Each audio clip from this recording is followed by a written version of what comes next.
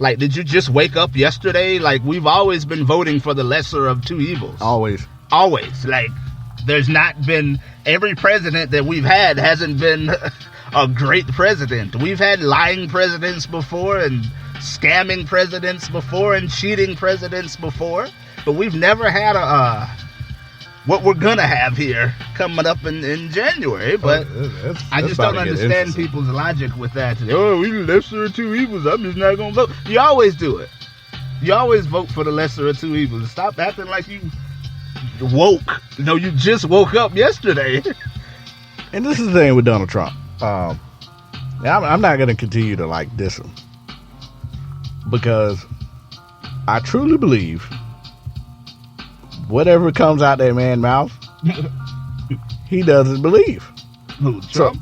So I think all of the stuff he was saying, like fixating to his crowd and hopping him up, I don't even think he's gonna do half of this shit. No, I don't think he's. My thing is he's not prepared.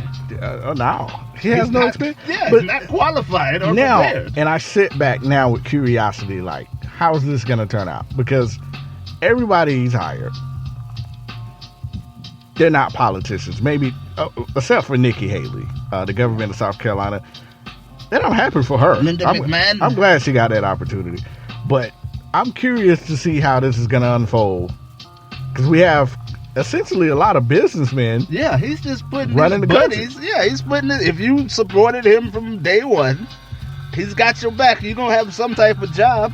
Like Linda McMahon, what is she? The small business something? Yeah, it's about to be ran like America's about to be ran like. And she has Nestle. a monopoly on the wrestling world, pretty much. So I'm curious to see how this is going to unfold. You're going to have Triple H be the Secretary of Defense? I've always been fascinated with business-like minds, whether they're crooked or not.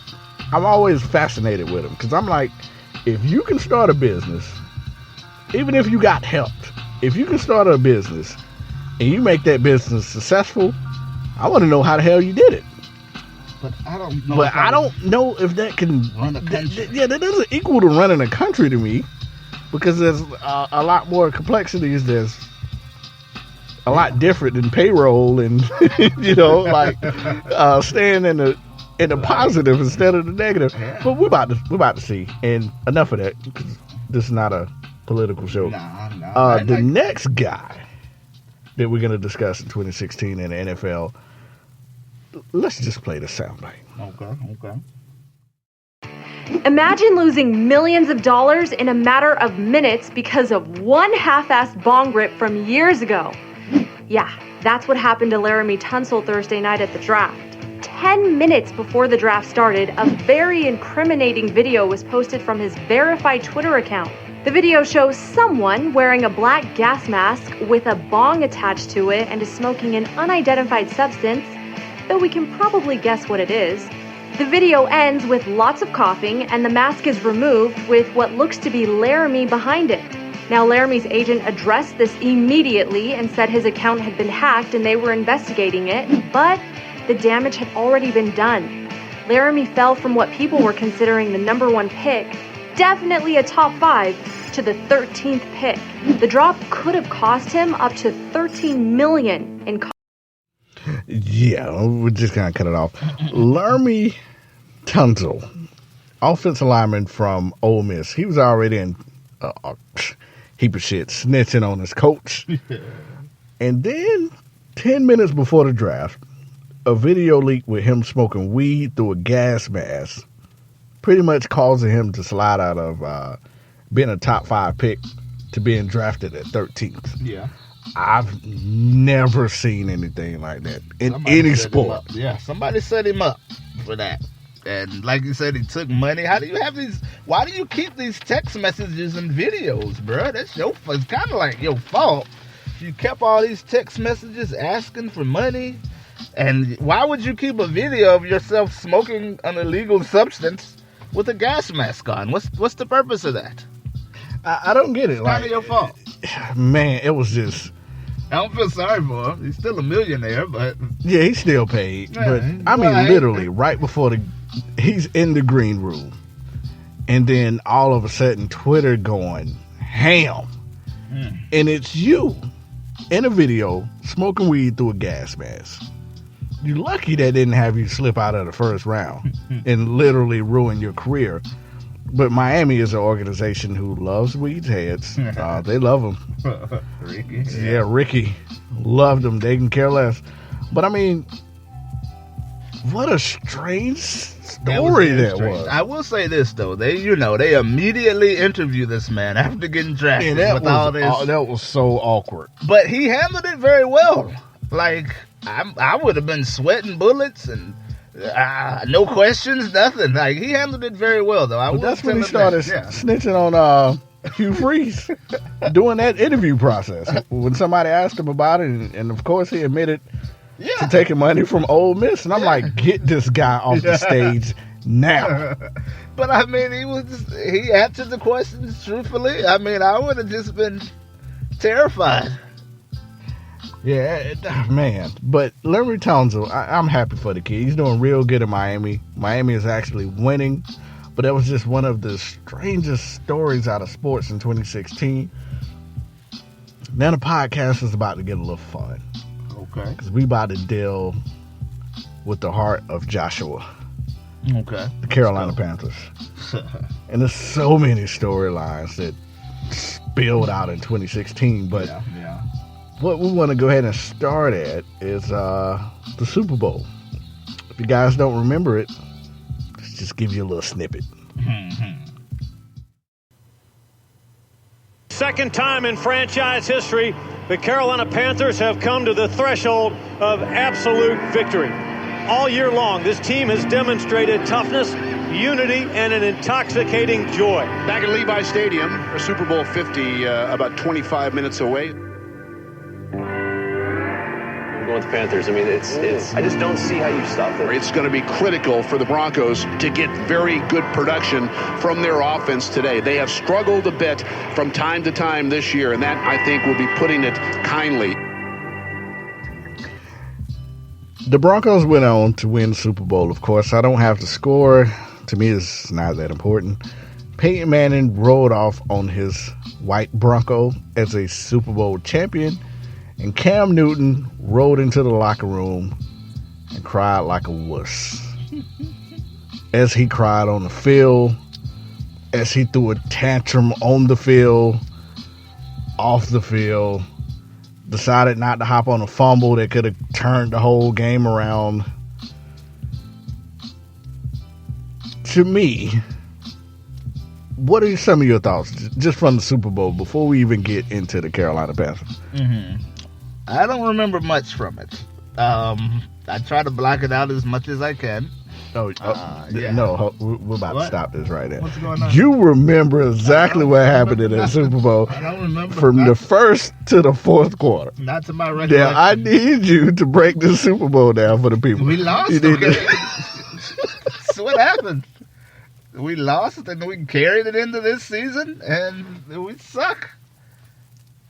I tell you what what, happened. You know what? Next Super Bowl. question. I'm on my Cam Newton shit. Next question. Let's get to this Panthers. I'm out of here, man. Because this was very interesting, man. The Carolina Panthers, Carolina looked unstoppable last year. Yeah. And I know they had the second easiest schedule in the NFL. But Cam behavior it started in the Super Bowl, and it just carried into the season. They let Josh Norman walk. That was dumb. Josh, as a Panthers fan, whose fault is it? David Gettleman. It's his fault because he's an idiot. And you let people walk away for nothing. And look what happens. You think you're Bill Belichick, and you're not. Check your ego, and you should be fired immediately. Ron Rivera, I don't know how he coached us to 15-1. I just don't know how. How did that happen? Second easiest schedule in the NFL kind of helps a little bit, and that defense was. But Cam was the MVP. The defense was amazing. I just don't understand how we go from MVP to freaking 8-8 is pretty much what we're gonna end up, or 7-9, one of those two. Well, we lost today. Yeah, 7-9. You guys played today? Yeah, they lost. We got smacked. Atlanta smacked the brakes off of us today. I didn't know you guys played today. Yeah. We beat the Redskins on Monday. That's a short turnaround. Yeah. I mean, they only got, 4 teams playing tomorrow? Or 2? Or something? Somebody plays I tomorrow. think we don't play the Monday. Yeah. Hold on, man. Yeah. How the hell are you scheduled Monday night and play Saturday? That's just what Roger Goodell wants, and that's what's going to happen, Yeah. Whoa, that's garbage. That's another probably why we story. got beat. But, I mean, we were at home. We shouldn't have got beat that bad, though. I mean, they pretty much whooped us. Atlanta looks terrible. for real. They're not. Yeah, Atlanta looks They're for real. losing the first round. First round. But yeah, game. I watched Cam Newton this year, Yeah. and besides the mental aspect from Cam's game, I see regression. Like his footwork looks horrible. His decision making is horrible. Do you think the concussions play a role in this year? Yeah. I mean, people are just headhunting Cam, and no one's calling anything. The man slid. About 2 weeks? No, was that last? Yeah, I was at the Redskins. He slid at the Redskins game, and the man just smacks him in the head. Nothing. Cam tossed the ball at him, get a flag on Cam. Yeah, that was bogus. I was watching that game, and when they threw the flag on Cam, I was like, what the hell was that? He's giving himself up, and you land on top. Let that been Tom Brady or Aaron Rodgers or Matthew Stafford. They would have shot the defender. Like, he wouldn't even made it out of the stadium. He's been ejected. Get out of here. 25-yard penalty. Yeah, we made up a new rule.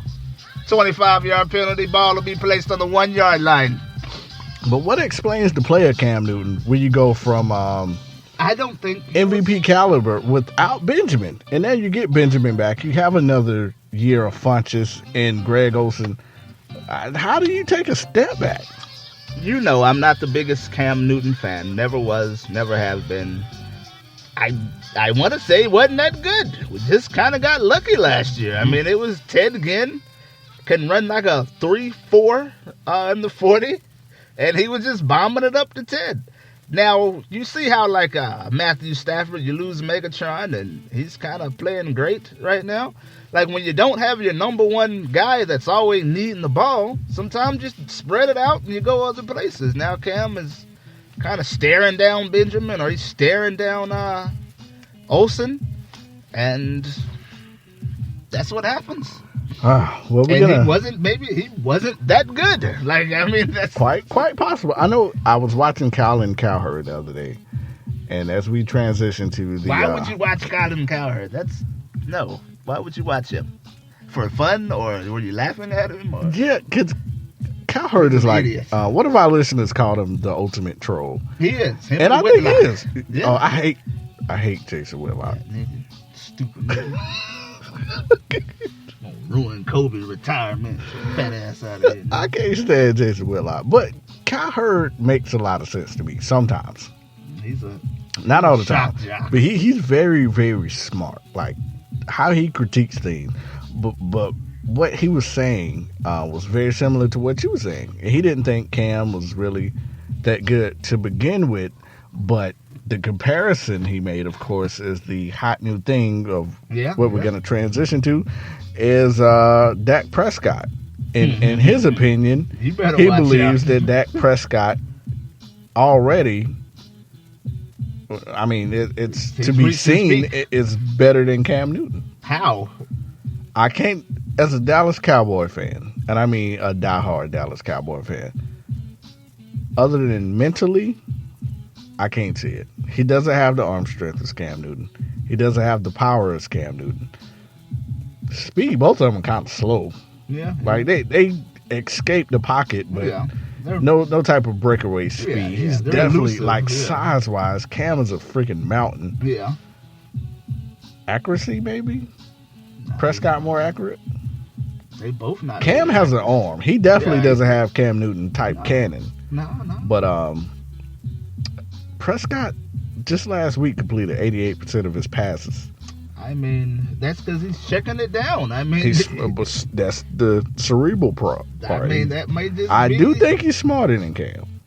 I would give him be that. concerned if